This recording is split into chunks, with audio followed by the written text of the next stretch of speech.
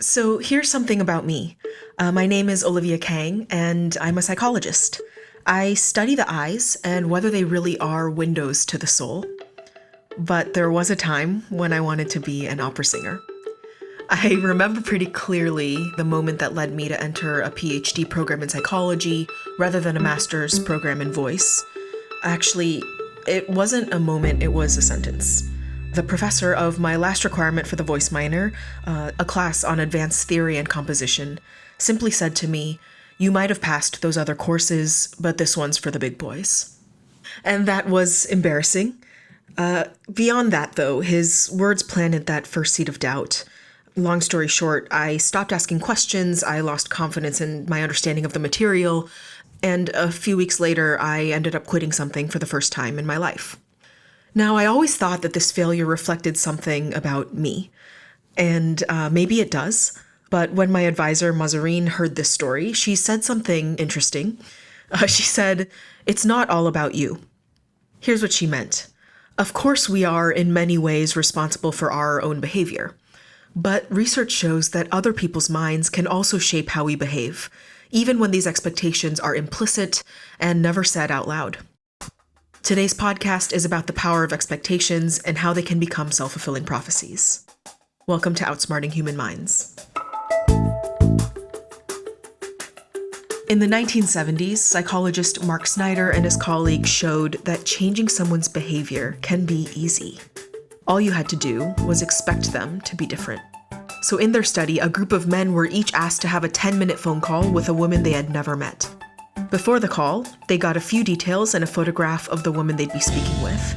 The catch: the photograph was fake. Half the men received a picture of a beautiful woman, someone previously rated an 8.1 out of 10 on a scale of physical beauty. The others were shown a woman rated a 2.5 on the same scale. Now, the actual women in the study had no idea any of this was happening, and yet, over the course of 10 minutes, they transformed. Women believed to be attractive actually became more warm and outgoing. The women believed to be unattractive became colder and more awkward. And this transformation was obvious to everyone. When scientists played clips of the women's side of the conversation to new listeners, they agreed. The supposedly beautiful women had developed more attractive personalities just like that.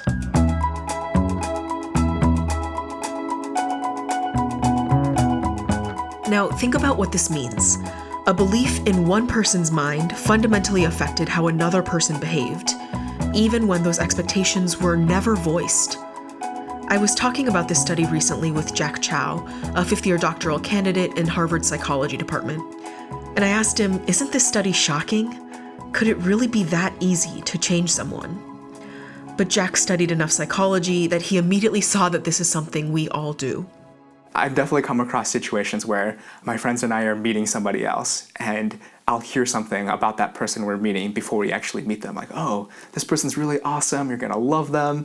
And I notice that when I get there, my voice will be more upbeat. I'll be like, oh, hi, I'm Jack. I've heard so much about you. It's so wonderful that we could finally get together.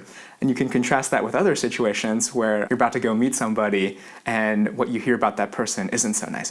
And then I'll be like, oh, hi. It'll be shorter, it'll be much more to the point, far less friendly. And I'm sure that it's not just my voice that's changing, but how I'm treating that particular person based on my prior expectations, accurate or not, might have an influence on how they're reacting in turn. Even if that person wasn't a jerk, I might have turned him into a jerk by treating him in a way that elicited that jerk reaction from him, and vice versa for somebody who I expected to be friendly. Jack is right. It's not that beliefs leap from our heads and into other people by magic. Even if they're never voiced, our expectations can make themselves known in ways we may not even realize. Maybe you are making more eye contact with employees who look a certain way, or you happen to smile in a more genuine way, or your smile happens to be wider, or your eyes might narrow when you talk to somebody who comes to you with a certain request. I think there are potentially lots of ways in which the beliefs in our minds can manifest in different actions. Recently, a study conducted in grocery stores across France investigated how employees' performance on the job changed under different managers.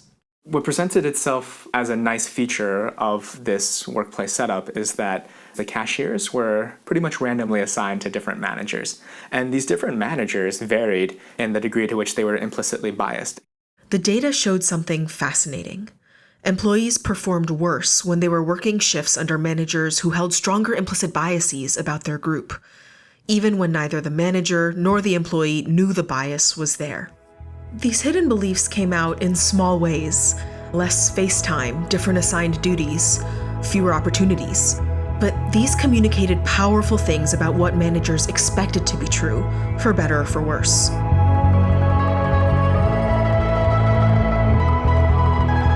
We form expectations all the time, from photos on professional and social networking sites to items on resumes or the things we hear in casual conversation. And these can become self-fulfilling prophecies.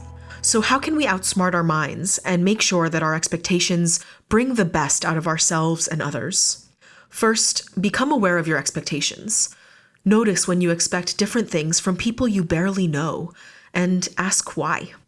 It's easy to think, oh, she's the one who did a good job last time, so let me assign her this task again. But if we do this from the very start, we'll never learn what other people can bring to the table. Try spreading opportunities in systematic ways to discover where each person truly shines.